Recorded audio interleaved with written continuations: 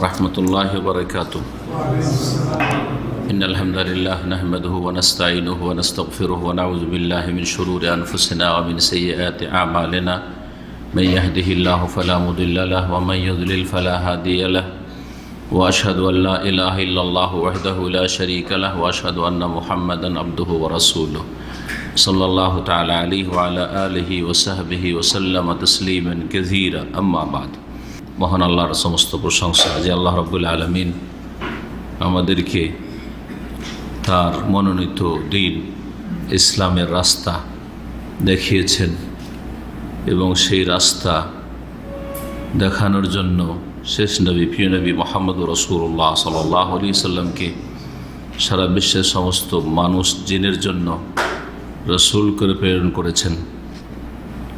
তার মাধ্যমে কত মানুষ দিশেহারা যারা ছিল রাস্তা পেয়েছে, পাচ্ছে, আর পেতে থাকবে। মাধ্যম আল্লাহ রাব্বুল আলামিনের রহমতের পরে রাসূলুল্লাহ সাল্লাল্লাহু আলাইহি সাল্লাম। এজন্য তার জীবনী সম্পর্কে জ্ঞান অর্জন করা ফরজ, গুরুত্বপূর্ণ বিষয়। আপনি সেই রকমই মুসলিম হবেন যেমন ছিলেন রাসূলুল্লাহ সাল্লাল্লাহু আলাইহি সাল্লাম। তার আকীদা, বিশ্বাসে, তৌহিদ, ইবাদত বন্দেগীতে, আখলাক, চরিত্রে, চলাফেরায়, আচার আচরণে, জীবনের যে বিভিন্ন স্তরগুলি রয়েছে বা বিভিন্ন শ্রেণীর মানুষ রয়েছে তাদের সাথে চলাফেরার ক্ষেত্রে, পারিবারিক জীবনে, সামাজিক জীবনে, সমাজের সাথে, মুসলিমদের সাথে, অমুসলিমদের সাথে, অর্থনীতির ক্ষেত্রে, রাষ্ট্রনীতির ক্ষেত্রে, জীবনের প্রতিটি ক্ষেত্রে আপনি সিরাতুন নবী সাল্লাল্লাহু আলাইহি ওয়াসাল্লাম নবীর জীবনী যদি পড়েন, শোনেন, জ্ঞান অর্জন করেন, তাহলে আপনি অবশ্যই সঠিক রাস্তা পাবেন। লাকাদ কানা লাকুম ফি রাসূলিল্লাহি উসওয়াতুন হাসানাহ, নিশ্চয়ই নিঃসন্দেহে রাসূলুল্লাহ সাল্লাল্লাহু আলাইহি সাল্লামের মধ্যে রয়েছে তোমাদের জন্য উত্তম আদর্শ। যেই ব্যক্তি যত বেশি রাসূলুল্লাহ সাল্লাল্লাহু আলাইহি সাল্লামের আদর্শের কাছাকাছি হতে পারবে সে তত বেশি সফল। আমাদের ধারাবাহিক সিরাতুন নবীর আলোচনায় 1440 হিজরিতে মাঝামাঝির দিকে বা কয়েক মাস আগেই, শেষ বছরের শেষের দিকে আমরা শুরু করেছি। আজকে সপ্তম পর্ব, সিরাতুন নবীর পর্ব নম্বর 7। বিষয়বস্তু যা দিয়ে শুরু করব আর সেটাই নিয়ে হয়তো আলোচনা আজকে হয়তো সমাপ্ত করব, তা হচ্ছে বাইতুল্লাহর পুনর্নির্মাণ এবং এই ক্ষেত্রে যে কুরাইশদের মাঝে ঝগড়া, দ্বন্দ্ব সৃষ্টি হয়েছিল তার নিষ্পত্তি বা মীমাংসার ব্যবস্থা, বিচার সালিসের ব্যবস্থা। এই হচ্ছে একটি বিষয় নবী সাল্লাল্লাহু আলাইহি ওয়াসাল্লামের জীবনের সাথে বা জীবনীর সাথে সম্পর্কিত, সেই নিয়ে আলোচনা করব। রাসূলুল্লাহ সাল্লাল্লাহু আলাইহি ওয়াসাল্লামের বয়স যখন প্রায় 35, অর্থাৎ নবুয়ত প্রাপ্তির 5 বছর আগে, সেই সময় মক্কায় বিশাল একটি বন্যা আসে, বন্যায় প্লাবিত হয়। এর থেকে বোঝা গেল যে মক্কার মতো পাহাড়ি এলাকা তো বান বন্যা ইতিহাসে হয়েছে। তো আল্লাহ ইচ্ছা করলে যে কোনো জায়গাকে ডুবাতে পারে। যেখানে কোনো বর্ষা বৃষ্টি হয় না সেখানেও বান বন্যা হতে পারে। জি হ্যাঁ, এর বাস্তব প্রমাণ কয়েক বছর আগে জেদ্দার বন্যা আপনাদের জানা আছে, যাতে অনেক মানুষ বহে চলে গেছে, গাড়ি বহে চলে গেছে। তো আল্লাহ রাব্বুল আলামিন মানুষকে পরীক্ষা করার জন্য অথবা মানুষকে সতর্ক সাবধান করার জন্য, ফেরানোর জন্য ভুল পথ থেকে, এইরকমভাবে কিছু আসমানি, জমিনি বা বিভিন্ন রকমের আযাব, শাস্তি পাঠিয়ে থাকেন। কয়েকটি উদ্দেশ্য থাকে। ভালো মানুষদের পরীক্ষা করেন, আর যারা পাপী আর অধিকাংশ মানুষই বিভিন্ন পাপে জড়িয়ে রয়েছে তাদের জন্য সতর্কীকরণ, তাদের জন্য সাবধান করে দেওয়া, সতর্ক করে দেওয়া, শাস্তির সংকেত যে এই তো ছোট শাস্তি, বড় শাস্তি তো আছেই, সুতরাং এখনই সাবধান হয়ে সংশোধন করে না ফিরে আসো। আজকে মুসলিম উম্মার উপর যে বালা মুসিবতগুলি সারা বিশ্বে চলছে, এগুলি সেটারই একটা অংশ। মুসলিমরা শুধু কথিত মুসলিম হয়ে আছে, ইল্লা মাশাআল্লাহ, অল্প কিছু মুসলিম আছে যাদের হয়তো তৌহিদ ঠিক আছে, না হলে অধিকাংশ মুসলিমদের তৌহিদই ঠিক নেই। আল্লাহ আহাদটা লা ইলাহা ইল্লাল্লাহ ঠিক নেই। মুহাম্মদুর রাসূলুল্লাহ মুখে বলে সাল্লাল্লাহু আলাইহি ওয়াসাল্লাম, কিন্তু কোনো সম্পর্ক নেই বাক্যের সাথে তাদের বাস্তব জীবনের। 5 ওয়াক্ত সালাত নেই, জি, খেয়াল খুশি যখন মনে হইল নামাজ পড়ে, জি, আসল বিষয়গুলি তো নেই মুসলিম জীবন, যেগুলি করতে কোনো বাধা নেই। আপনার তৌহিদ ঠিক করবেন, শিরিক করবেন না, নবী সাল্লাল্লাহু আলাইহি ওয়াসাল্লামের সুন্নতের অনুসারী হবেন, আপনি বিদআতি ধর্মকর্ম করবেন না, বিনা দলিলে অন্ধভাবে ধর্মকর্ম করবেন না, এটাতে কোনো জালেম শক্তি বাধা দেবে না। আজকাল পৃথিবীতে কোনো কাফের শক্তিও নেই যে শক্তি বলছে যে তোরাকে সুন্নতের তরিকে চলতে দেবো না, কিন্তু মুসলিমদের মধ্যে সেই লোকেরা শত্রু আছে। তো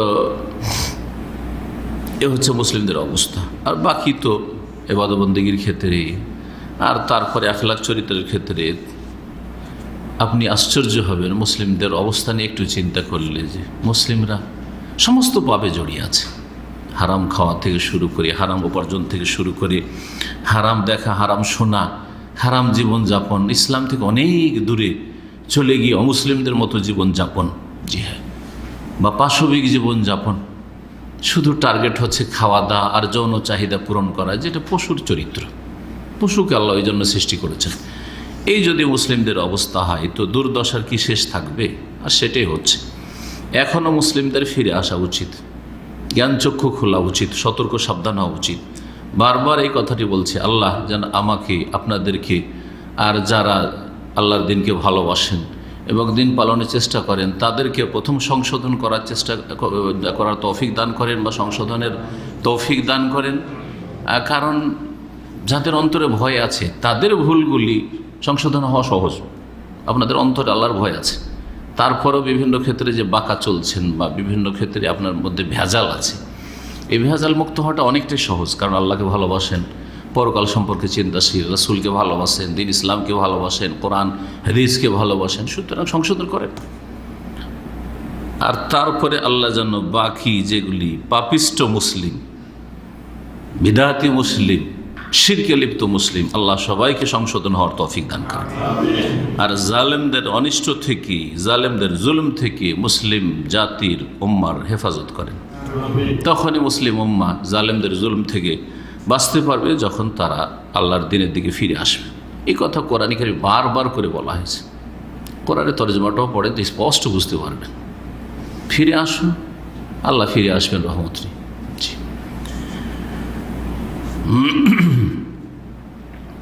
শুরু করি তাহলে। রাসূলুল্লাহ সাল্লাল্লাহু আলাইহি সাল্লামের যখন 35 বছর বয়স, তখন মক্কায় কি আসে? বন্যা আসে। সেই বন্যাতে আর তার আগে কাবা ঘরে আগুন লেগেছিল। এখনকার মতো নয় ব্যবস্থা, আর এখনকার মতো আপনার এইরকম নয় যে অনেক দূর পর্যন্ত ধরেন বাড়িঘর নেই। তখন কাবার চারিদিকে বাড়িঘর।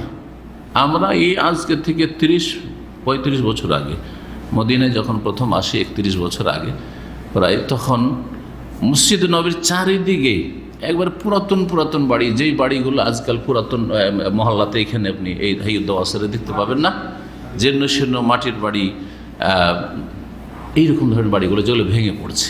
তো এইগুলো থেকে যে কোনো সময় আগুন লাগা স্বাভাবিক বিষয়, যখন তখন আগুন লেগে যেত। আর 1400 বছর আগে কী অবস্থা ছিল চিন্তা করেন তাহলে। যখন না কোনো রাস্তা ছিল, না ঘাট ছিল, না কোনো ব্যবস্থা ছিল, তো তার আগে আগুনও লেগেছিল। আগুন লাগার কারণে এমনি কাবাঘর দুর্বল হয়ে পড়েছিল, আর তার সাথে সাথে বন্যা এসে কাবাঘর একবারে প্রায় নষ্ট হয়ে গেছিল। কুরাইশরা তখন চিন্তা ভাবনা করলো, কারণ ওরাই হচ্ছে মোতাওয়াল্লি, দায়িত্বশীল কাবার, কুরাইশদের যিনি সর্দার। আর সেই যুগে রাষ্ট্রীয় নেতৃত্ব ছিল না, গোত্রীয় নেতৃত্ব ছিল। মক্কার নেতা বা সর্দার কারা ছিল? কুরাইশরা, কুরাইশদের যিনি সর্দার তিনি। তো কুরাইশরা চিন্তা ভাবনা করলো যে এই কাবা ঘরকে পুনর্নির্মাণ করা যাক। পুনর্নির্মাণ করবে, কিন্তু ও প্রায় সব মানুষেরই রুজির উৎস হচ্ছে হারাম। সব হারাম আয় ইনকাম করছে।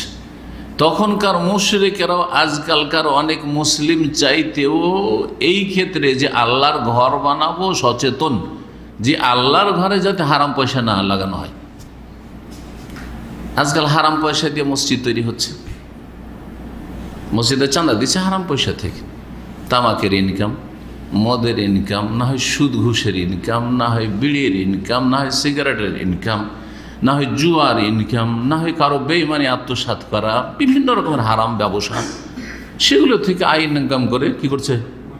ইন্স্যুরেন্স কোম্পানি, জুয়া কোম্পানি থেকে ইনকাম, হ্যাঁ, সুদী ব্যাংক থেকে ইনকাম, তারপরে দান খেরাত করছে কিছু মসজিদে, মাদ্রাসায়, এতিমখানায়, ইসলামী প্রতিষ্ঠানে, হ্যাঁ, মাদ্রাসা, আমাদের অধিকাংশ মাদ্রাসাগুলি চলছে, তাতে বড় বড় পয়সাওয়ালারা ওই হারাম পয়সাই দিচ্ছে,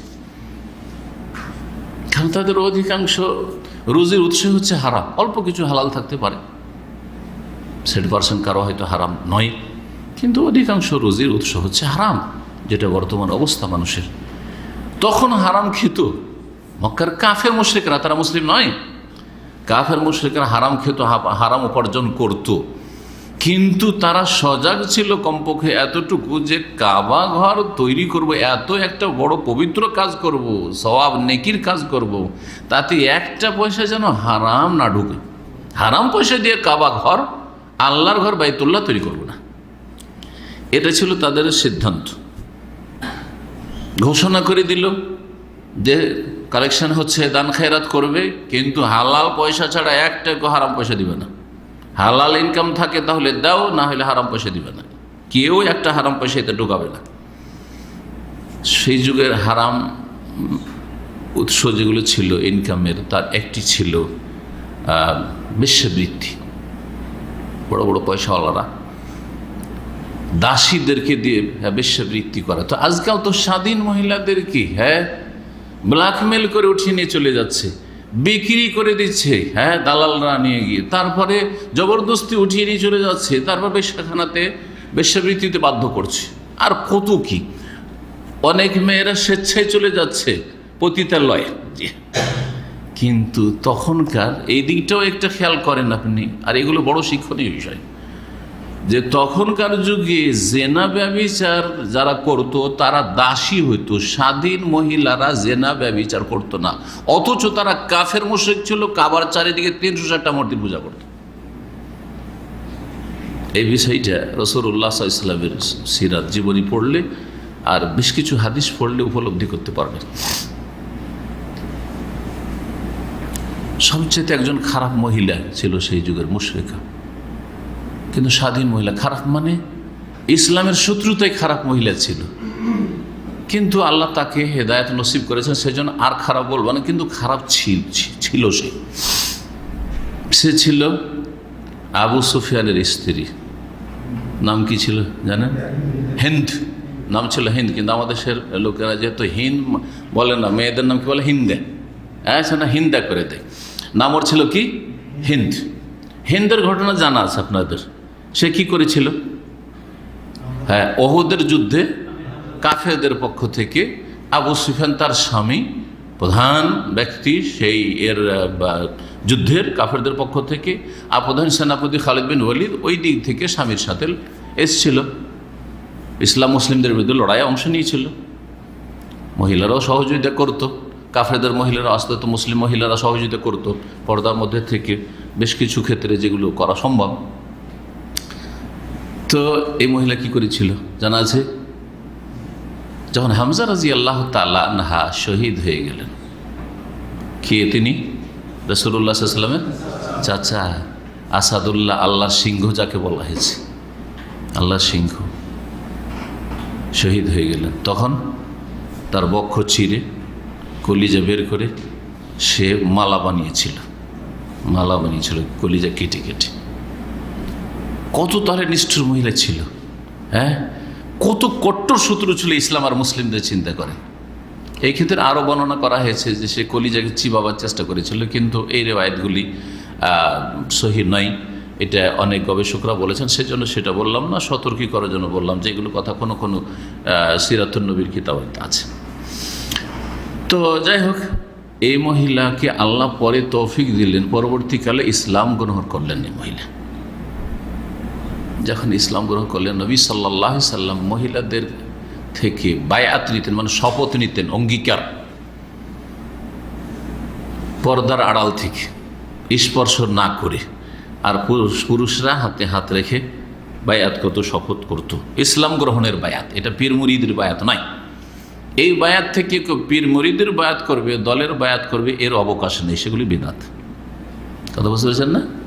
তো পীরদের যে বায়াত আছে, হাতে হাত দিয়ে হোক, অথবা পাগড়িতে হাত দিয়ে পাগড়ি ধরে বা গামছা ধরে হোক, চাদর ধরে হোক, অথবা যে চাদরটা ধরতে পেরেছে তার পিঠে হাত দিয়ে হোক, এইসব বায়াতগুলি আছে আমাদের দেশের সুফিদের, পীরদের বায়াত।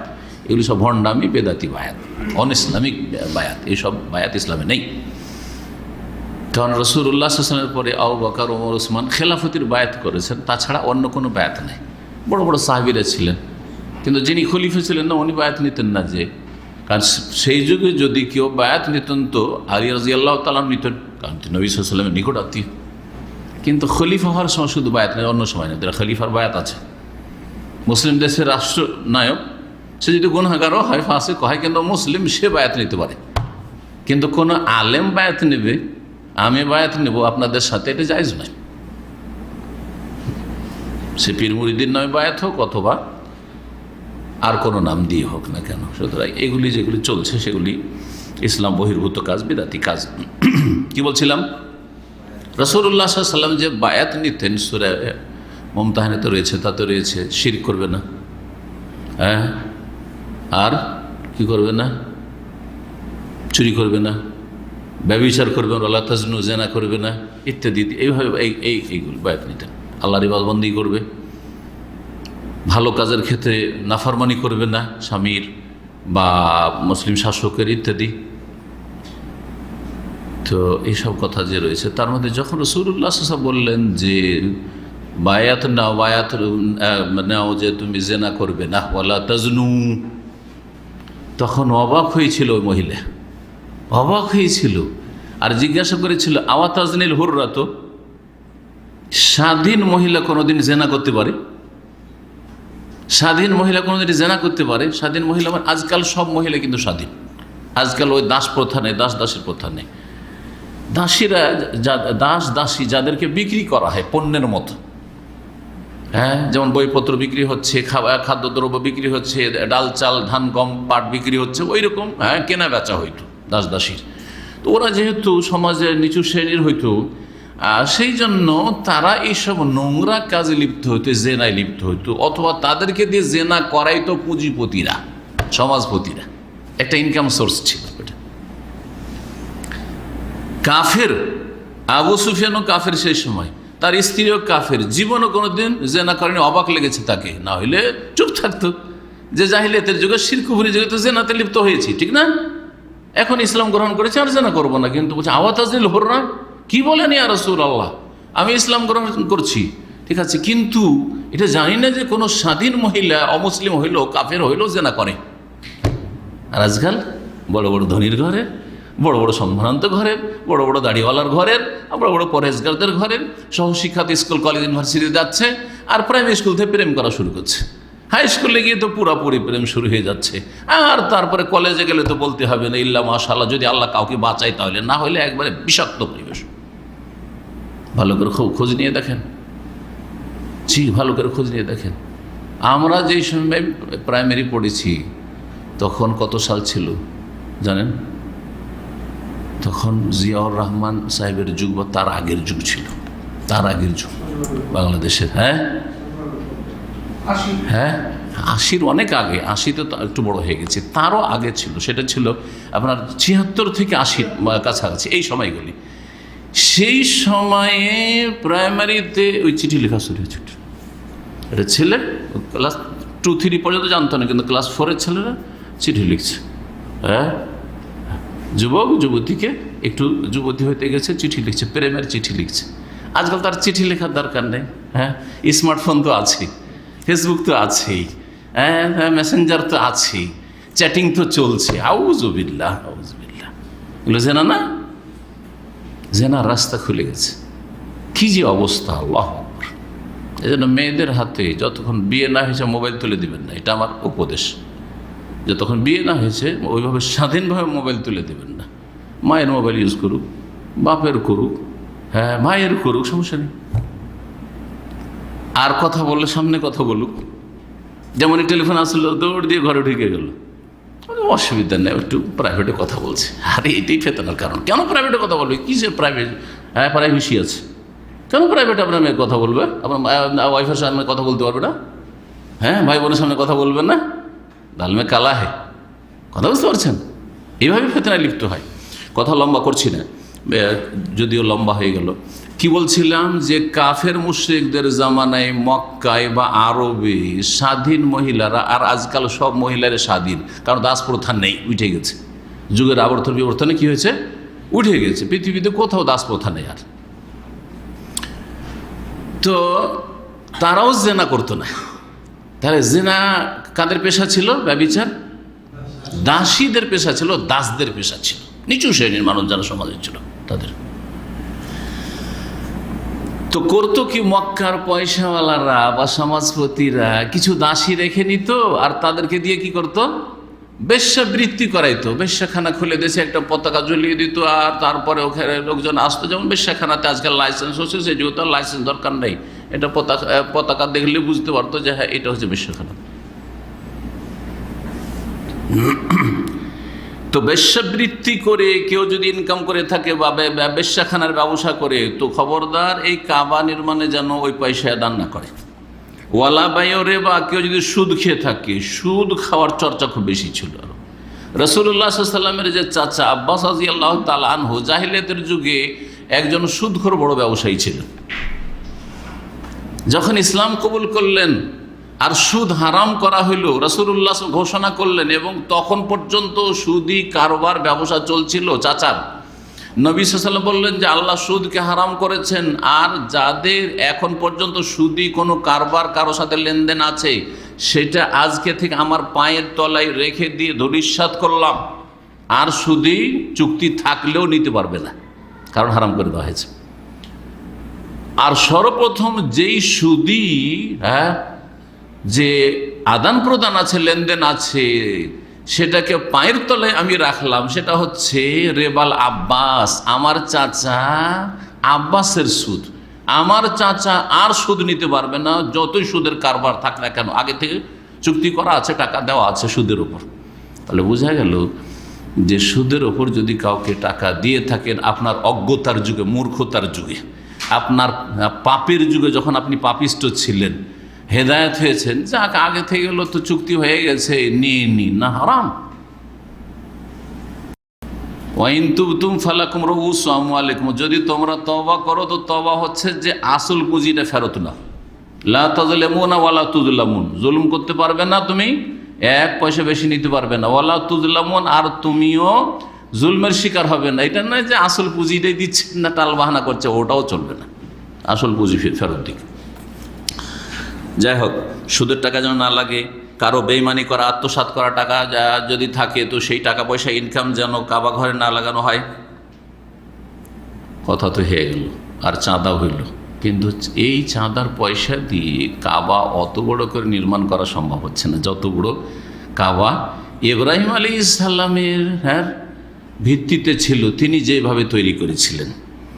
তখন তারা বাধ্য হয়ে কী করলেন, যে টাকা পয়সা নেই, সুতরাং কী করে দাও, ছোট করে দাও। যেমন আজকাল আপনি ঘরের প্ল্যান তৈরি করছেন আপনার পুঁজি হিসাবে, যে আমার এত টাকা আছে, এত টাকা দিয়ে আমি বিল্ডিং তৈরি করতে পারবো, সুতরাং জমি জায়গা বেশি থাকলেও আমি এতটা রুম করব বা এত তলা করবো, এর বেশি করবো না, কথা ঠিক না? কিন্তু যার পয়সার শেষ নেই, তার প্ল্যানেরও শেষ নেই। জি, এখন আর একটি বিষয় আসলো সামনে, যে আল্লাহর ঘরকে ভাঙবে কে? এটা বড় বিপজ্জনক বিষয়। কেই সাহস করবে যে আল্লাহর ঘরকে ভাঙ? যদি জীর্ণ শীর্ণ আছে, ভেঙে পড়তে যাচ্ছে, কিন্তু এইটাকে ভাঙবে কে? না ভাঙলে তো পুনর্নির্মাণ হচ্ছে না। যদি আল্লাহর আযাব নেমে আসে, কারণ ভয় লাগছে যে আবরাহার উপর আযাব এসছে, যে কাবা ভাঙতে এসেছিল, যদি আমাদের উপর আল্লাহর গজব নেমে আসে, তাহলে বোঝা গেল যে মক্কার মুশরিকদের আল্লাহর আযাবের কি ছিল? ভয় ছিল। তাহলে বোঝা গেল যে আল্লাহর আযাবের ভয় হইলেই শুধু মুসলিম হইতে পারবেন না, তার সাথে তার আগে কি লাগবে? তৌহিদ লাগবে, আল্লাহর একত্ব প্রতিষ্ঠা লাগবে, শিরক মুক্ত হওয়া লাগবে। শিরক মুক্ত না হয় কবর মাজারে সিজদাও করছেন, গস কুতুবে বিশ্বাসী, ওলিয়া উলিয়া অসাধারণ ক্ষমতা রাখে, আর খুব আল্লাহর ভয়, খুব কান্না করছেন, মোনাজাত করছেন আরাফায় আর হজে এসে আর মক্কাতে, কোনো কাজে আসবে না, কোনো কাজে আসবে না। কোন জাহান্নাম যেতে হবে, চিরকালের জন্য জাহান্নাম যেতে হবে। আগে ঠিক করতে হবে তৌহিদ। জি, এই অবস্থায় ওয়ালিদ বিন মুগীরা একজন বড় নেতা ছিল মক্কার। সে বলল, দেখো আমাদের কাবা ভাঙার উদ্দেশ্য তো আর আব্রাহার মতো না, অসৎ উদ্দেশ্য না। আমরা কি জন্য ভাঙছি? নির্মাণ করার জন্য, ভালো উদ্দেশ্য নিয়ে ভাঙছি। ইন্নাল্লাহ লা ইউহলিকুল মুসলিহিন, যারা সংস্কারকারী তাদেরকে আল্লাহ ধ্বংস করবেন না। যারা মুফসিদিন, যারা বিশৃঙ্খলা সৃষ্টিকারী, যারা বিপর্যয় সৃষ্টিকারী, যারা ফাসাদ করতে আসে, তাদেরকে আল্লাহ ধ্বংস করবেন। আব্রাহা ফাসাদ করতে এসেছিল। তারপরে এক একটা করে পাথর ভাঙা শুরু করলো, আর সবাই মিলে তখন ভাঙতে ভাঙতে একবারে কাবাকে ইব্রাহিম আলাইহিস সালামের যে বুনিয়াদ নিচে ছিল ওখান পর্যন্ত পৌঁছে দিল। তারপরে নিচে থেকে কিন্তু ইব্রাহিম আলাইহিস সালাম বুনিয়াদ আছে, নিচেটা ভাঙার দরকার নেই। জি হ্যাঁ, তারপর ওর উপর থেকে তখন দেয়াল উঠাতে শুরু করলো, বানাতে শুরু করলো। এই ক্ষেত্রে পরে অনেকগুলি বংশ আছে, অনেকগুলি গোত্র আছে মক্কায়, শুধু কুরাইশ বংশ না, অনেক বংশ বা গোত্র আছে। বিভিন্ন গোত্র দায়িত্ব নিয়েছে যে আমরা এতটা ওয়াল উঠাবো, আমরা এতটা উঠাবো, আমরা এতটা উঠাবো, এটা আমরা করব। এই কাবা ঘর নির্মাণ করতে গিয়ে যে মক্কার বড় বড় কুরাইশদের যারা শীর্ষস্থানীয় ব্যক্তি, নেতা, আশরাফ, সম্ভ্রান্ত ব্যক্তি, তারা নিজেরা পাথর কাঁধে করে বয়ে, যেমন ইট বয়ে বয়ে নিয়ে আসে রাজমিস্ত্রির যারা হেল্পার থাকে, হ্যাঁ, সাধারণ যারা সহযোগী থাকে রাজমিস্ত্রি, তারা ওই রকম ওরা নিজেরা কাঁধে করে কিনে আসতো, পাথর বয়ে নিয়ে আসত। রাসূলুল্লাহ সাল্লাল্লাহু আলাইহি ওয়াসাল্লাম তার মধ্যে একজন ছিলেন। জি হ্যাঁ, তার চাচা আব্বাস একজন ছিলেন। এই চাচা ভাতিজা পাথর নিয়ে আসছেন আর এনে দিচ্ছেন, আর রাজমিস্ত্রি কি করছে? ওই পাথরগুলিকে দেয়ালে সেট করছে। এই প্রধান রাজমিস্ত্রি একজন ছিল রোম দেশের, রোমান। তার নাম সিরাতের কিতাবাতে বলা হয়েছে বাকুম। জি হ্যাঁ, আর রোমানরা খ্রিস্টান ছিল, আর এরা মক্কার লোকেরা কি ছিল? মুশরিক, পত্তলিক ছিল, মুশরিক। জি, বর্তমান হিন্দু বা বুদ্ধিস্টরা যেমন মুশরিক, আর খ্রিস্টানরা হচ্ছে আহলে কিতাব খ্রিস্টান, ওরাও শিরকে লিপ্ত, কিন্তু নাম হচ্ছে তাদের আহলে কিতাব খ্রিস্টান। যখন তারা হালাল পয়সা দিয়ে পুরো কাবা নির্মাণ করতে পারল না, তখন তারা 6 থেকে 7 হাত জায়গা কি করলো? কমিয়ে দিল। কাবা ঘর থেকে কি করলো? বের করে দিল, যে এটা কম করে দিই। কমিয়ে তো দিল, কিন্তু এই যে 6-7 হাত জায়গা ছাড়লাম, কেমন করে চিনব যে এই জায়গাটুকুও ইব্রাহিম আলাইহিস সালামের কাবার অন্তর্ভুক্ত? এর জন্য করলো কি, একটা ছোট করে দেয়াল ওর ওখানে কি করলো? খাড়া করলো, ছোট করে দেয়াল খাড়া করলো, যেটা আপনারা এখন দেখছেন না? জি হ্যাঁ, এই দেয়ালটা কোন দিকে আছে যদি কেউ জিজ্ঞাসা করে, তাহলে কি বলবেন? উত্তর না দক্ষিণ না পূর্ব না পশ্চিম? হ্যাঁ, কিন্তু কোন দিকে? উত্তর দিকে, উত্তর দিকে আছে। জি হ্যাঁ,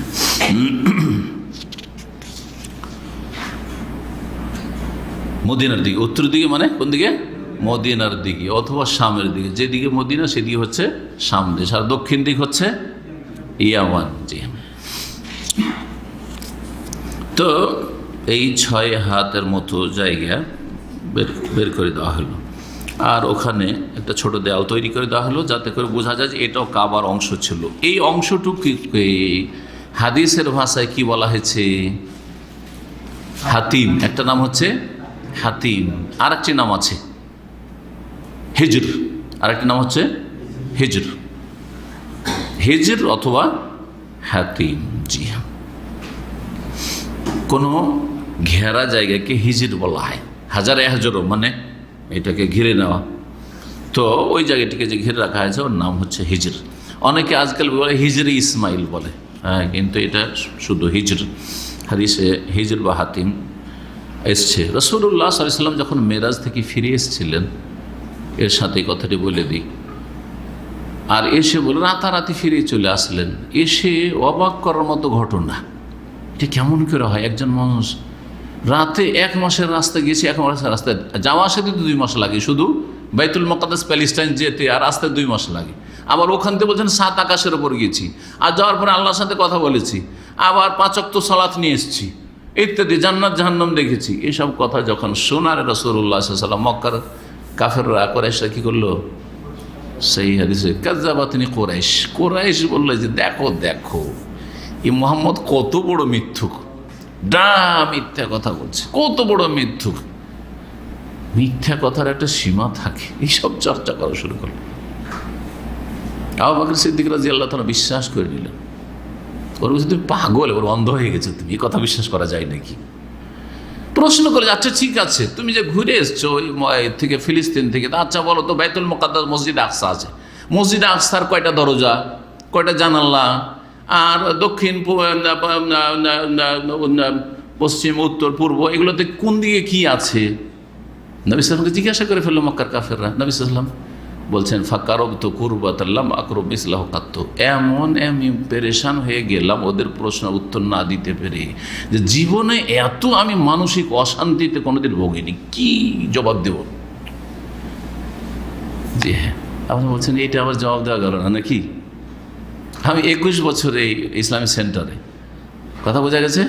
যদি আমাকে জিজ্ঞেস করে ইসলামিক সেন্টারে কয়টা দরজা আছে, বলতে পারবো না। মসজিদের কয়টা দরজা তাও বলতে পারবো না।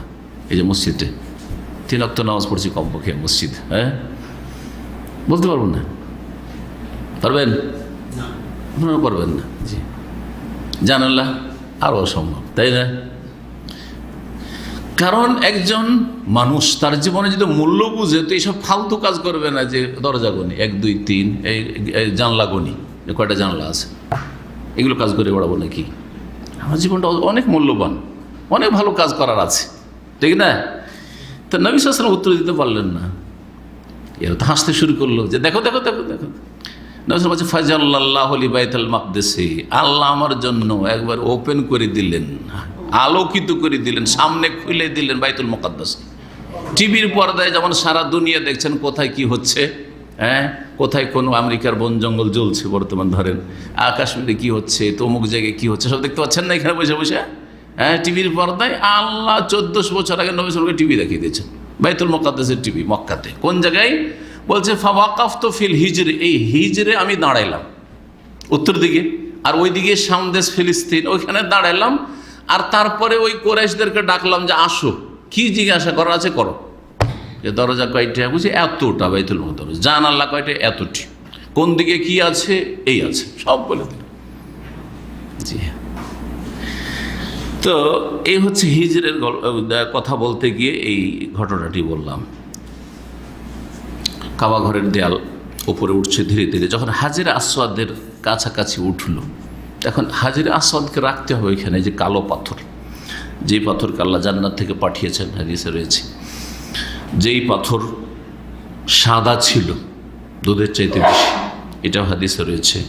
ফাসাওয়াদাতহু খাতায়া আহলি শিরক, কিন্তু যুগের আবর্তন বিবর্তনে মুশরিকদের পাপ সেটাকে কালো করে দিয়েছে, কালো করে দিয়েছে। এটা হাদিস, কিন্তু মুশরিকদের পাপ খাতায়া বানি আদম উন্নয়ত হয়েছে, কিন্তু সেটা আসলে অন্য হাদিসে রয়েছে মুশরিকদের পাপ। কারণ মুশরিকদের পাপ মুসলিমদের পাপের চেয়ে অনেক বেশি, তাদের শিরকের পাপ, কুফরির পাপ, আর তাদের কাছে না কোনো বাধা নিষেধ, না হালাল না হারাম, না একটু অন্তরে ভয়, ঠিক না? কিন্তু মুসলিম ফাসেক হইল, মেলা পাপ করেছে কিন্তু সব পাপ করতে পারবে না। মুসলিম যদি সামান্য কিছু ঈমান থাকে তাহলে অনেক পাপে জড়িয়ে আছে, কিন্তু সব পাপ করা তার দ্বারা সম্ভব হবে না।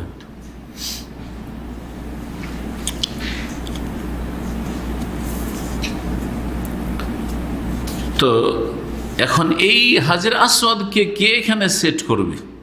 সমস্ত নেতারা, আর প্রত্যেক গোত্রের নেতা, অনেকগুলি গোত্র, প্রত্যেক গোত্রের নেতা আছে, বলছে আমি রাখবো, বলছে আমি রাখবো, ঝগড়া শুরু হয়ে গেল।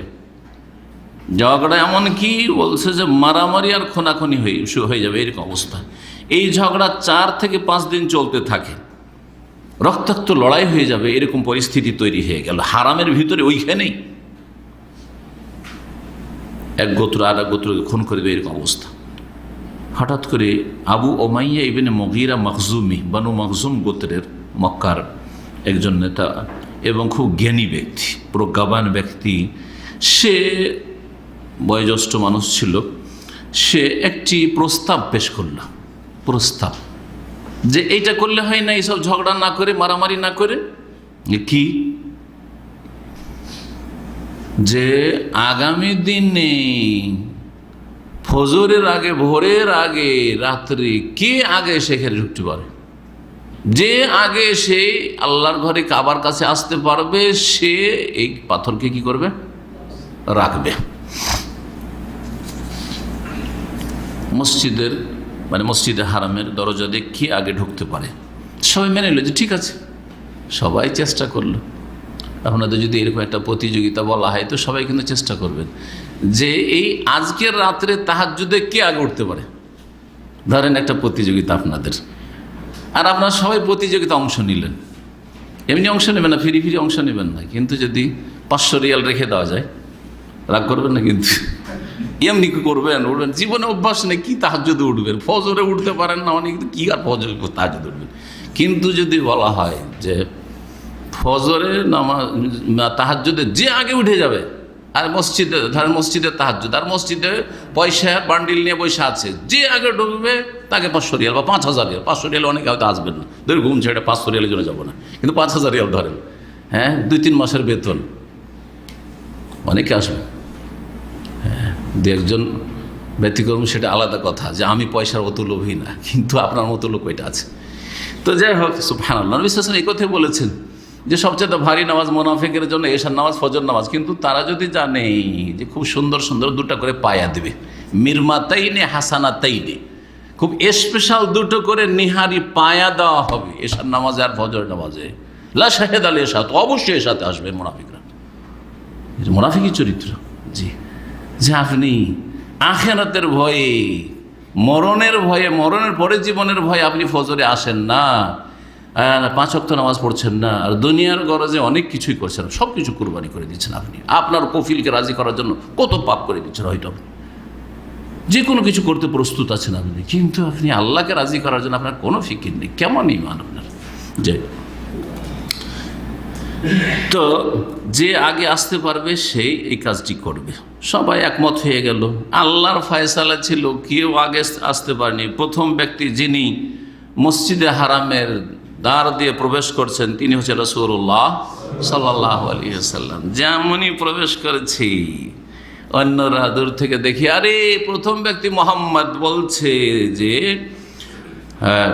হাজাল আমিন রাদিনাহু, এ হচ্ছে আল আমিন, একে আমরা পছন্দ করি, এ আমাদের মনোনীত ব্যক্তি। হাজা মোহাম্মদ, ইনি হচ্ছেন প্রশংসিত ব্যক্তি। যখন এটা হয়ে গেল যে যাক, মুহাম্মদ সাল্লাল্লাহু আলাইহি সাল্লামকে দিয়ে কি করা হবে, এই পাথর সেট করা হবে। মুহাম্মদ সাল্লাল্লাহু আলাইহি সাল্লাম ভাবলেন যে সবাই একটু একটু করে অংশ নেই, আল্লাহ তাকেও যে এই যে ক্ষমতা দিয়েছেন, যেই ক্ষমতা সবার নেই, হয়তো আপনি হইলে হয়তো ঠিক আছে, আমি আগে আসতে পেরেছি, আমি রেখে দিলাম। সবাই কিন্তু ফেল করে তাকালো, তাদের মনটা অনেকের খারাপ হবে যে আমরা হাজরে আসওয়াদটা ছুঁইতে পেলাম না, তাই না? কিন্তু রাসূলুল্লাহ সাল্লাল্লাহু আলাইহি ওয়াসাল্লাম বললেন যে একটা চাদর নিয়ে আসো। চাদর নিয়ে আসা হইল, আর তারপরে সেই বড় চাদরটাতে হাজরে আসওয়াদটা রেখে দেওয়া হইল। হাজরে আসওয়াদ রেখে দিয়ে প্রত্যেক গোত্রের লোকদেরকে বলা হলো, বা তাদের নেতাদেরকে বলা হলো যে আপনারা এক এক দিকে এই চাদরটা ধরে নেন, কেউ এই দিক, কেউ ওই দিক, কেউ ওই দিক, এই চাদরের চারিদিক সব বিভিন্ন গোত্রের যারা রাইস সর্দার আছে তারা ধরে উঠান। তারপরে যখন সেটাকে উঠালো, তখন রাসূলুল্লাহ সাল্লাল্লাহু আলাইহি ওয়াসাল্লাম সেই হাজরে আসওয়াদটিকে নিলেন, আর নিয়ে যেই জায়গাটিতে হাজরে আসওয়াদ আছে বা সেট করা, সেখানে সেট করে দিলেন। এইভাবে এই সমস্যার সমাধান হয়ে গেল, ঝগড়া বিবাদ মিটে গেল। জি, এই জন্য মীমাংসা করে দেওয়া, মানুষের ঝগড়া বিবাদ শেষ করে দেওয়া অত্যন্ত ফজিলতের কাজ, অত্যন্ত ফজিলতের কাজ। অনেক সময় না, বরং সবসময় নফল ইবাদত বন্দেগী চাইতে বেশি নাকি। অনেক সময় ফরজ ওয়াজিব কাজ ছেড়ে একটু দেরি হয়ে যাক, অথবা সেটা হয়তো করতে পারলাম না, পরে করলাম, মানুষের ঝগড়া বিবাদ যাতে লড়াই না হয়ে যায়, মারামারি না হয়ে যায়, হতাহত না হয়, সেটা অনেক বেশি গুরুত্বপূর্ণ। রাসূলুল্লাহ সাল্লাল্লাহু আলাইহি ওয়াসাল্লাম বিচার সালিসে গিয়েছেন, জোহরের নামাজে মসজিদ নববীতে আসতে পারেননি, ইমামতি করেছেন অন্য সাহাবী। জি, আব্দুর রহমান বিন আউফ। হাজরে আসওয়াদ যেটা সেট আছে, সেটা জমিন থেকে কতটা ওপরে আপনাদের আইডিয়া তো হইতে পারে? হ্যাঁ হ্যাঁ, জি, বলছেন যারা সিরাত লিখেছেন তারা 1.5 মিটার, 1.5 মিটার ওপরে, 1.5 মিটার। 1 মিটার মানে 40 ইঞ্চি, তাই না? 1.5 মিটার মানে তাহলে 60 ইঞ্চি। আর দরজা, দরজা আর একটু বেশি, 2 মিটার, দরজাকে 2 মিটার উঁচা করা হইল। ইব্রাহিম আলাইহিস সালামের যে কাবা ঘর ছিল, সেটা থেকে বেশ কিছু ক্ষেত্রে এই কাবাতে ভিন্নতা নিয়ে আসলো কুরাইশরা। একটা হচ্ছে যে ইব্রাহিম আলাইহিস সালামের কাবা বড় সড়ো ছিল, 6-7 হাত জায়গা কি করলো, কমিয়ে দিল, সেটা হিজর হাতিম হয়ে থেকে গেল। 1।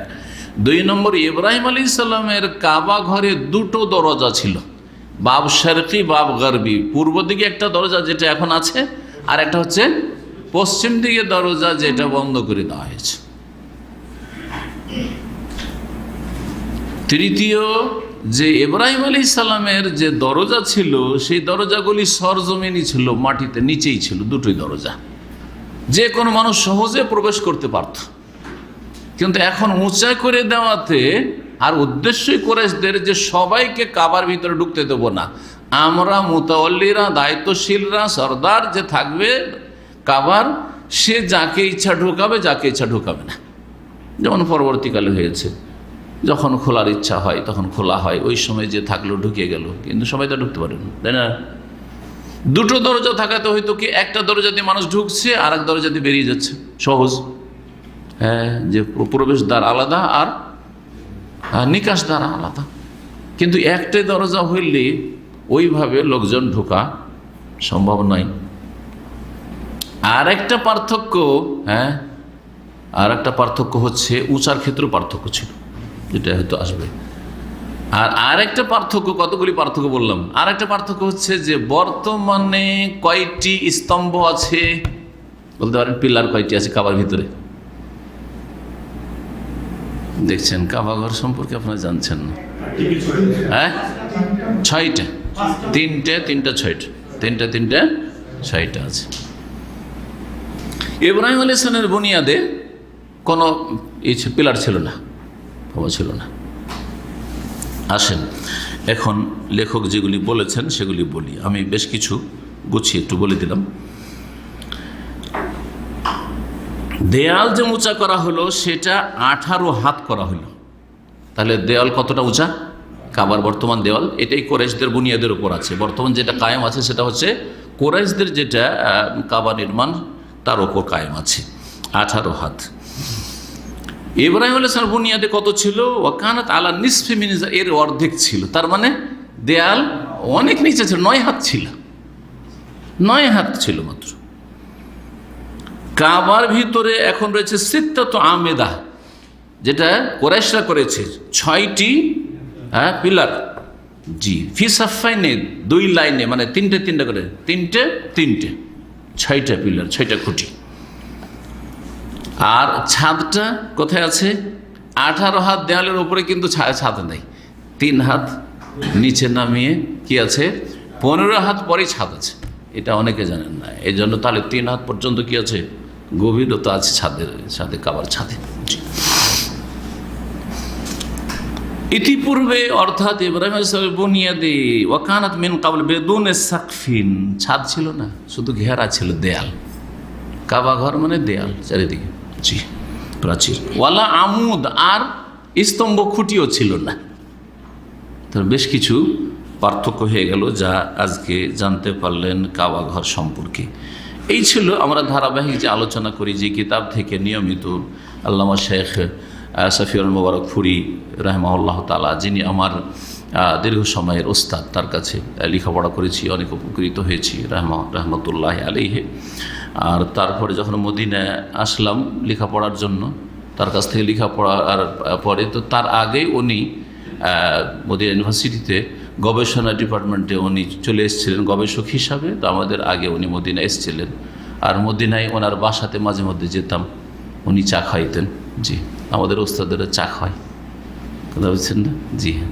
আর পীরেদেরকে আপনারা নজরানা দেন, আপনারা বকশিস দেন। এটাই হচ্ছে পার্থক্য, এটা হচ্ছে পার্থক্য। আমরা আপনাদের নজরানা নিই না, আমরা ওস্তাদদের কাছ থেকে সহিহ আকীদা আলেম ওলামা ওস্তাদ থেকে এটাই শিখেছি। জি, তো এই ছিল আলোচনা। কিছু আর আলোচনা আছে যেটা আল্লামা শেখ নাসিরুদ্দিন আলবানী রহমতুল্লাহ আলাইহির একটি খুব সুন্দর কিতাব আছে সিরাত, মানে নবীর জীবনের উপর, সহিহ সিরাতুন নববিয়্যাহ, সহিহ সিরাতুন নবী। এতে বিভিন্ন হাদিস এবং আসারগুলি তিনি উল্লেখ করেছেন, সহিগুলি। তো ওখান থেকে কিছু ভালো ভালো কথা থাকলে মাঝে মাঝে পড়ে শোনাই। তো আজকে সময় থাকলে দু একটি কথা আপনাদেরকে শোনাই 10 মিনিটের মধ্যে। আল্লাহ রাব্বুল আলামিন এই কাবা ঘরের নির্মাণ সম্পর্কে সূরা আলে ইমরানের আয়াত নম্বর 96-97-তে ইরশাদ করেছে, ইন্না আউওয়ালা বাইতি উযিয়া লিন-নাস, নিশ্চয় সর্বপ্রথম যে গৃহ ঘর, উযিয়া লিন-নাস, যা মানব জাতির উদ্দেশ্যে কি করা হয়েছে, তৈরি করা হয়েছে। তাহলে কাবা ঘর কার জন্য তৈরি করা হয়েছে? সমস্ত বিশ্বের মানুষের জন্য। আল্লাহ বলছেন লিন-নাস, সবার অধিকার আছে, সবার অধিকার আছে। তাহলে অমুসলিম আসে না কেন? বাস একটা পাসপোর্ট লাগবে, একটা ভিসা লাগবে, সেটা হচ্ছে লা ইলাহা ইল্লাল্লাহ শাহাদাত দাও আর মুহাম্মদুর রাসূলুল্লাহ শাহাদাত দাও। সহজ, সহজ।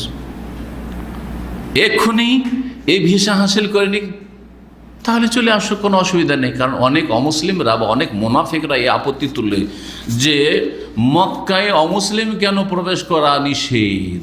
আমি বলবো যে আপনাদের দেশগুলিতে বিনা ভিসাতে প্রবেশ কেন নিষেধ? মুসলিম দেশে মুসলিমের জন্য প্রবেশ করতে ভিসা লাগে, না হলে ঢুকতে দেবেন না। দেবেন? অবৈধ আপনি, তাই না? ফেরত পাঠানো হবে আপনাকে, হ্যাঁ, ধরে আপনাকে বন্দি করা হবে, আপনি আইন লঙ্ঘন করেছেন। মুসলিম দেশে যাচ্ছেন, কোনো দেশে ভিসা লাগে না? ভিসার কত জটিলতা। দেবে?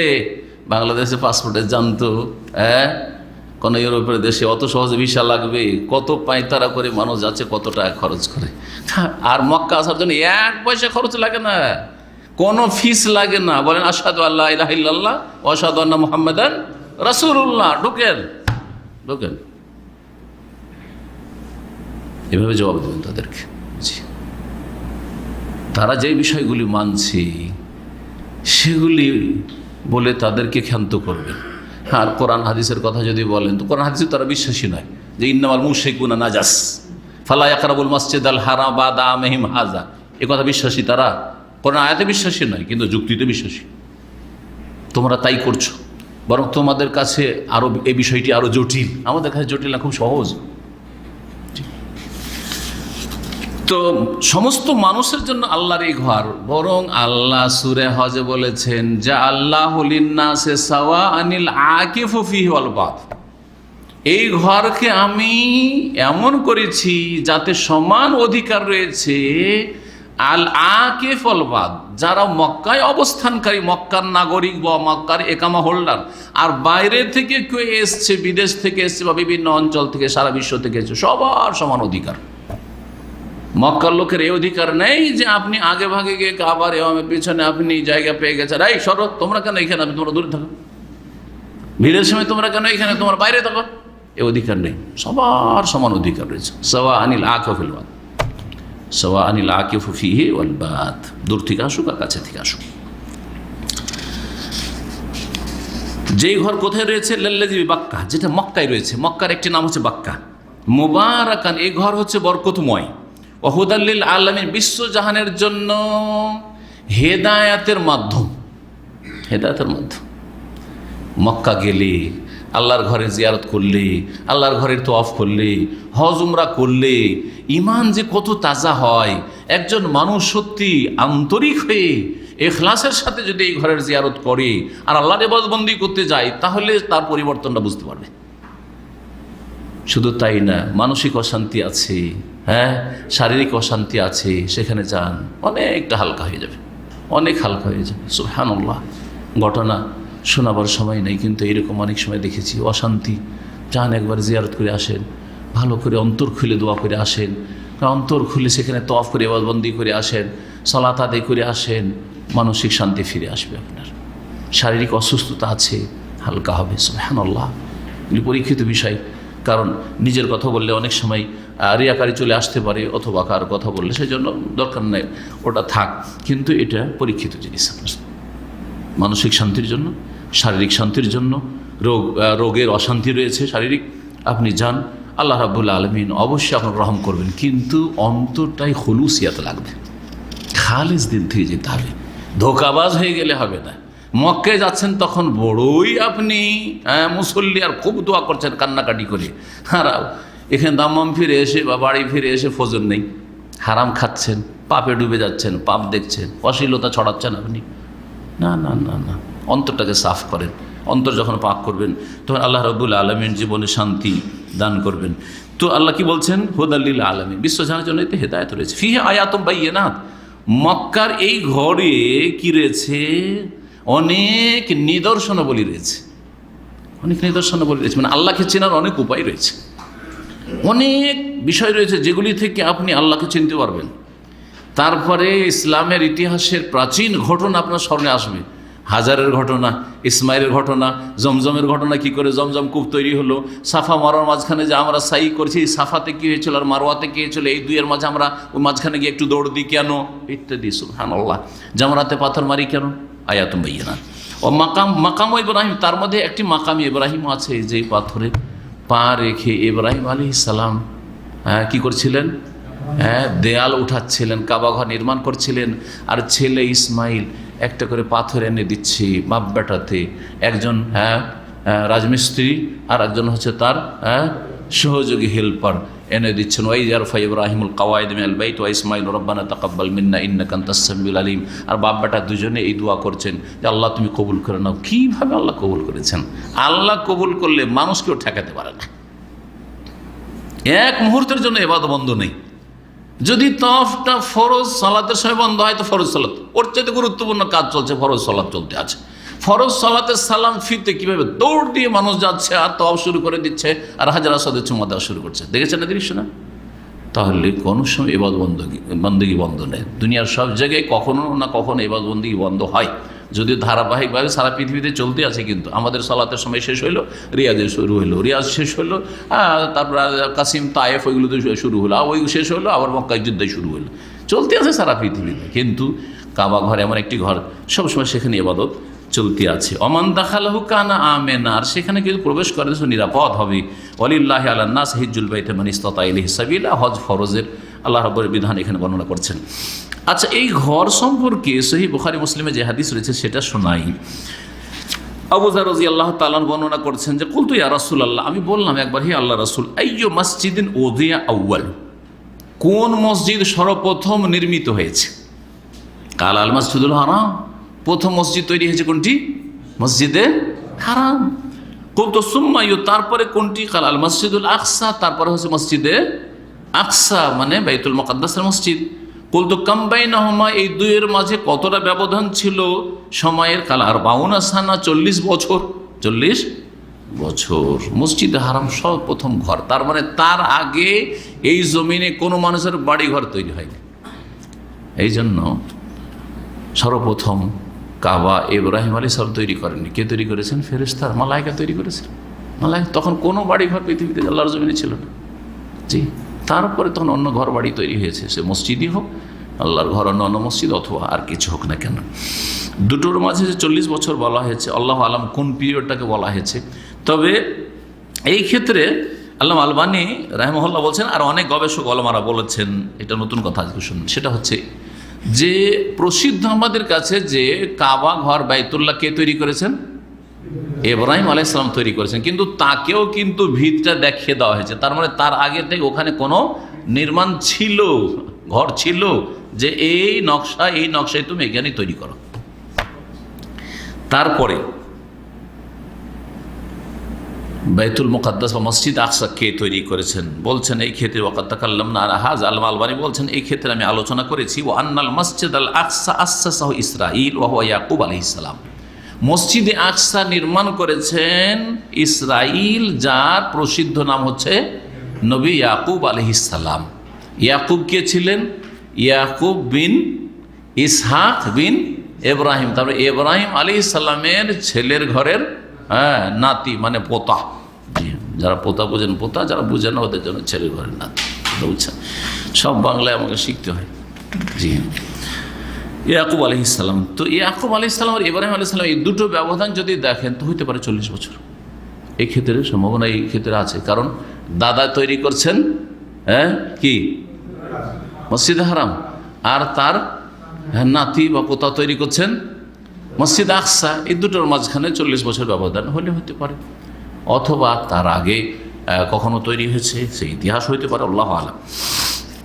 এই ছিল হাদিস। সহিহ বুখারী মুসলিম আরো হাদিস রয়েছে, ইন্না হাযাল বালাদ হারামাহুল্লাহ, এই শহরকে, মক্কা নগরীকে আল্লাহ সম্মানিত করেছেন, হারাম করেছেন। বেশ কিছু জিনিস হারাম রয়েছে যা অন্য জায়গায় হারাম নয়। কখন থেকে? যখন থেকে আল্লাহ আসমান জমিন সৃষ্টি করেছেন, সম্মানও দিয়েছেন, আর বেশ কিছু বিষয়কে কি করেছেন? হারাম করেছেন। ফাওয়া হারাম বিহুরমাতিল্লাহি ইলা ইয়াউমিল কিয়ামা, কিয়ামত পর্যন্ত এখানকার সম্মান বহাল থাকবে এবং সেটা হারাম থাকবে। এখানে বেশ কিছু বিষয় হারাম থাকবে, যেমন গাছ কাটা হারাম, শিকার করা হারাম। কত কবুতর এখানে পেলে ছাড়বেন, ডেলি পায়রা কবুতর খাবেন এখানে পেলে, কিন্তু মক্কায় ধরতে পারছেন না, এত ঝাঁকে ঝাঁক কবুতর দেখছেন। তারপর আর হারিয়ে যাওয়া বস্তু এখানে উঠিয়ে নিচ্ছেন, 1 বছর পর্যন্ত ঘোষণা করলেন দামি হইলে, আর তারপরে খেয়েও নিতে পারেন, ব্যবহার করতে পারেন, দান করে দিতে পারেন। কিন্তু মক্কায় ওঠানো চলবে না। সেই একমাত্র উঠাবে যে সারা জীবন ধরে কি করবে? ঘোষণা করবে যে ভাই কারো যে তুই হারিয়ে থাকে মক্কায়, তাহলে যে আছে সারা জীবন ধরে। তো কে এই কাজ করতে পারবে? এই জন্য উঠাবেন না। কে উঠাবে? মক্কার লোকেরা। ওখানে একটা কাউন্টার আজকাল করে দেওয়া হয়েছে হারামের এক পাশে, ওখানে গিয়ে জমা করে দেন আপনি কোনো কিছু হারানো বস্তু পেলে। আর আপনারও কিছু হারিয়ে যায় তো ওখানে গিয়ে তলাশ করবেন, পেয়ে যাবেন। এটা দুনিয়ার ফায়দা। তো বললাম আমি, একাধিক ভাইদের এরকম হয়েছে, একামা হারিয়ে গেছে আর বেচারা খুব পেরেশান আছে। আমি তাকে পরামর্শ দিলাম যে এখানে একটা কাউন্টার আছে, যান। একবার নিয়েও গেলাম এক ছেলেকে, আর যাওয়ার পরে বলে ঠিক আছে, তোর নামটা লিখে দিয়ে যাও, পরে যোগাযোগ করিও। সকালবেলা এরকম হয়েছে, বিকালবেলা যাচ্ছে বা তারপরের দিন তো একামা পেয়ে গেছে।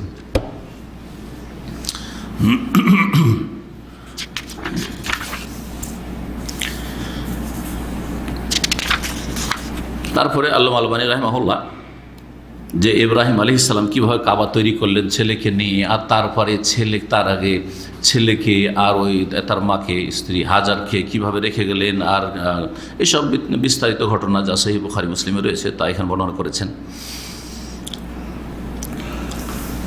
আর বাকি যে বিষয়গুলি এখানে বর্ণনা করা হয়েছে সেগুলি আলহামদুলিল্লাহ আমরা মোটামুটি আলোচনা করে ফেলেছি। সুতরাং এখানে আজকের আলোচনা শেষ করছি। একটা হাদিস বলে দিই। এর আগে বললাম না যে ইব্রাহিম আলাইহিস সালামের বুনিয়াদে দরজা কয়টি ছিল? 2টি। দরজা কোথায় ছিল? সরজমিনে ছিল, উঁচাই ছিল না। এই মর্মে হাদিস কিন্তু সহিহ বুখারী মুসলিম আছে। অনেক সময় সিরাতুন নবী পড়লে আমরা দ্বিধাদ্বন্দ্বে থাকি যে সহিহ না জয়ীফ, তাই না? যদি আমরা সহিহটা আলোচনার চেষ্টা করছি যথাসাধ্য নিজের জ্ঞান মোতাবেক, আর মানুষের ভুল হইতে পারে, জয়ীফ কখনো চলে আসতে পারে, আল্লাহ না করে। তো এখানে বুখারী মুসলিমের হাদিস, আয়েশা রাদিয়াল্লাহু তাআলা আনহা বর্ণনা করছেন যে রাসূলুল্লাহ একবার বললেন আয়েশাকে, আলাম তারাই, তুমি কি দেখনি বা জানো না, আন্না কওমাকে কাসরাত বিহিমিন নাফাকা, তোমার জাতি মানে কুরাইশ বংশ, তাদের খরচা কাবা নির্মাণের জন্য কমে গেল, মানে পয়সা কমে গেল। সুতরাং তারা কি করলো? কাবাকে করলো ছোট করে 6-7 হাত জায়গা ছেড়ে দিল। ওয়ালাউলা হিদসানো কওমেকে, তোমার এই বংশের মানে কোরাইশদের যদি নতুন নতুন ইসলামে আসা না হইতো, মানে এরা নিউ মুসলিম না হইতো, নিউ মুসলিম ওই রকম মজবুত না, কাবা ভেঙে দিলে তখন বলে আরে মোহাম্মদ তো আমাদের ধর্মকর্ম শেষ করলো 360টা মূর্তি ভাঙলো, আরে কাবাকে ভেঙে দিল, এই ধর্ম মানা যাবে না, করতে পারে না, রিয়াকশন হইতে পারে। এই ভয় ছিল। যদি এই ভয় না থাকতো, এরা নিউ মুসলিম সব নতুন মুসলমান হয়েছে মক্কা বিজয়ের সময় তাদের অধিকাংশই, লানাকাদুল কাবা, তাহলে এই আশঙ্কা না থাকলে কাবাকে আমি ভেঙে ফেলতাম। ওয়াজালতুল্লাহা বাবান শারকিয়ান ও বাবান গারবিয়ান, আর ওর 2টো দরজা করতাম, একটা শারকি পূর্ব দিকে, একটা পশ্চিম দিকে। পূর্ব দিকেরটা আছে, পশ্চিম দিকেরটা নাই, আমি 2টো দরজা করতাম। ও আদখালতু ফিহাল হিজর, আর ওতে হিজরকে ঢুকিয়ে দিতাম, মানে এই জায়গাটাকে 6-7 হাত যে জায়গায় হিজর হাতিম ছেড়ে দিয়েছে, এটা কি করতাম? কাবার অন্তর্ভুক্ত করে দিতাম। এই হাদিসটা প্রখ্যাত সাহাবী আব্দুল্লাহ বিন জুবাইর রাদিয়াল্লাহু তাআলা আনহু জানা ছিল। তিনি কয়েক বছরের জন্য মক্কার খলিফা হয়েছিলেন উমাইয়া বংশের যুগে।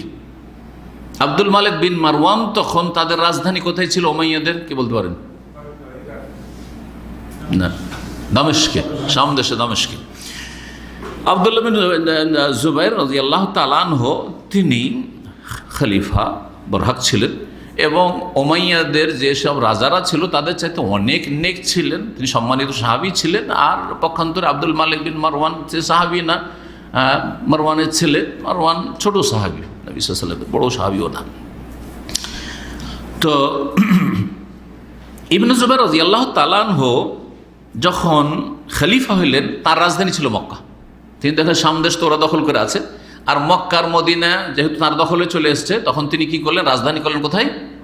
মক্কায়। নবী সাল্লাল্লাহু আলাইহি ওয়াসাল্লামের জামানায়, আবু বকরের জামানায়, ওমরের জামানায়, উসমানের জামানায় রাজধানী কোথায় ছিল? মদিনায় ছিল। আলী রাদিয়াল্লাহু তাআলার জামানায় রাজধানী কোথায় ছিল? কুফা। কুফায় তিনি চলে গেলেন। দেখলেন যে আমার অনুসারী ভক্ত সহযোগীরা সেখানে বেশি রয়েছে, তো উনি এই ইজতিহাদটা করেছিলেন যে ওখানে চলে গিয়েছিলেন। তো এই ছিল ইতিহাস। ইবনে জুবাইর রাদিয়াল্লাহু তাআলা আনহু রাসূলুল্লাহ সাল্লাল্লাহু আলাইহি ওয়াসাল্লাম যে ইঙ্গিতটা করেছেন ওই কথা মনে ছিল। তিনি কল্পনা জল্পনা করলেন আর এই কাজের সিদ্ধান্ত নিয়ে ফেললেন। আর তারপরে কাবাকে ভেঙে দিয়ে, যেটা কুরাইশরা তৈরি করেছিল সেটা ভেঙে দিয়ে যে আকাঙ্ক্ষা করেছে রাসূলুল্লাহ সাল্লাল্লাহু আলাইহি ওয়াসাল্লাম, সে আকাঙ্ক্ষা ছিল যে ইব্রাহিম আলাইহিস সালামের বুনিয়াদের ওপর কাবা তৈরি হোক। ওইভাবে তিনি কাবাকে তৈরি করে দিলেন। লাহা বাবানে মুলতাসিকানি, দুটো দরজা তৈরি করলেন মাটির সাথে মেলানো, মানে সরজমিনে। হ্যাঁ, পূর্ব দিকে পশ্চিম দিকে, এই দিক থেকে লোকেরা ঢুকতো, ওই দিক থেকে বেরোতো। কিন্তু হাজ্জাজ বিন ইউসুফ জালেম, যে বাসরার গভর্নর ছিল আব্দুল মালিক বিন মারওয়ানের পক্ষ থেকে বা উমাইয়া গোত্রের যে রাজার পক্ষ থেকে, বড়ই জালেম খনি ছিল, সে আক্রমণ করলো মক্কার ওপর খলিফা নির্দেশে। আর সে খুব দুর্দান্ত ব্যক্তি ছিল, নিষ্ঠুর ব্যক্তি ছিল, পাপিষ্ট। সে এসে করলো কি, এমনভাবে আক্রমণ করলো যে সেখানে আব্দুল্লাহ বিন জুবাইর রাদিয়াল্লাহু তাআলা আনহু শহীদ হয়ে গেলেন আর পরাজিত হলেন। আর সেখান থেকে এই খেলাফত শেষ হয়ে গেল আব্দুল্লাহ বিন জুবাইর রাদিয়াল্লাহু তাআলা আনহুর। আব্দুল্লাহ বিন জুবাইর কে জানেন? আব্দুল্লাহ বিন জুবাইর বিন আওয়াম, আশরা মুবাশশারা যে জুবাইর বিন আওয়াম তার ছেলে। আর তার মায়ের নাম আসমা বিনতে আবি বকর, আবু বকর মেয়ে বা বড় মেয়ে আসমা রাদিয়াল্লাহু তাআলা আনহা, যিনি নবী সাল্লাল্লাহু আলাইহি ওয়াসাল্লাম আর আবু বকর যখন কোথায় ছিলেন, সৌর পাহাড়ের গুহায়, তখন সেখানে খাবার নিয়ে যেতেন। জি, ওই তার ছেলে। কত সম্ভ্রান্ত সাহাবী ছিলেন।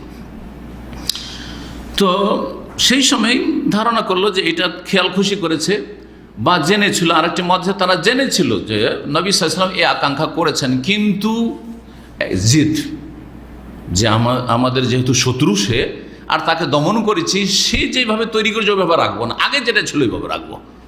হ্যাঁ, যদিও নবী সাল্লাল্লাহু আলাইহি ওয়াসাল্লাম আকাঙ্ক্ষা কোনটার করেছিলেন যে ইব্রাহিম আলাইহিস সালামের বুনিয়াদের উপর যদি আমি করতে পারতাম তো খুব ভালো হতো, কিন্তু করতে পারলাম না। কিসের জন্য? যে সব এরা সব নিউ মুসলিম কি যে হয়, উল্টা রিয়াকশন না হয়। তো আবার হাজ্জাজ বিন ইউসুফ জালিম আব্দুল মালিক বিন মারওয়ানের নির্দেশে কুরাইশদের মতো কাবা করে দিলেন। এরকম হয়ে গেল। ইমাম মালিক রহমতুল্লাহ আলাইহির যুগে তখন আব্বাসী খলিফা আসলেন। আব্বাসী খলিফার আবার উমাইয়াদের চরম শত্রু। তখন তারা অনুমতি চাইলো বা ইচ্ছা করলো যে কি করি, ইবনে জুবাইরের যুগে যেমন ছিল আসল কাবা, ইব্রাহিম আলাইহিস সালামের বুনিয়াদের ওইরকম কাবা তৈরি করি। ইমাম মালিক রহমতুল্লাহ আলাইহি তখন সবচেয়ে বড় ইমাম সেই যুগের, মদিনার ইমাম, ইমাম দারুল হিজরা। তার কাছে ফতোয়া জিজ্ঞেস করা হলো, মাসলা জিজ্ঞেস করা হলো যে আমরা এটা করতে চাইছি। তিনি বললেন যে না, এটা করা চলবে না, করিয়েন না। কারণ এইটা করলে বারবার ভাঙাভাঙি, যে রাজা আসবে ভাঙাভাঙি শুরু করবে। একবার ভেঙে তৈরি করা হয়েছিল আব্দুল্লাহ বিন জুবাইরের যুগে, সেটা ভালো ছিল, কারণ ওটার আকাঙ্ক্ষা ছিল রাসূলুল্লাহ সাল্লাল্লাহু আলাইহি ওয়াসাল্লামের, হয়েছিল। কিন্তু সেটাকে আবার কে আসলো, ইবনে মারওয়ান আসলো, আব্দুল্লাহ বিন মারওয়ান, হাজ্জাজ বিন ইউসুফ, এরা আবার ভেঙে দিল। আবার এখন আসবেন আপনারা দিয়ে তৈরি করবেন, ভালো নিয়তি আপনাদের যে ইব্রাহিম বুনিয়াদের ওপর ফিরিয়ে নিয়ে যায়। কিন্তু আবার কোন রাজা আসবে আপনাদের সাথে তাদের বিদ্বেষ থাকবে যে না ওইরকম রাখবো না, ওইরকম করব। দিয়ে আল্লাহর ঘর কাবা নিয়ে কি শুরু হয়ে যাবে, খেল তামাশা শুরু হয়ে যাবে। এইরকম ভাঙা গড়া যদি চলতে থাকে, তাহলে কাবার যে একটা মুসলিম উম্মার অন্তরে প্রভাব রয়েছে, শ্রদ্ধা সম্মান রয়েছে, আল্লাহর ভয় ভীতি রয়েছে এই ঘর সম্পর্কে, সেটা হারিয়ে যাবে বা হ্রাস পেয়ে যাবে। নিষেধ করে দিলেন। সুতরাং ফাহিয়া এলাল আন কাজালেক, এইরকমই থেকে গেল যে এরকম অবস্থায় কাবাকে দেখছেন এটাই আল্লাহর ফয়সালা ছিল। হাযা ওয়া সাল্লাল্লাহু আলা মোহাম্মদ ওয়া আলা আলিহি ওয়া সাহবিহি আজমাইন।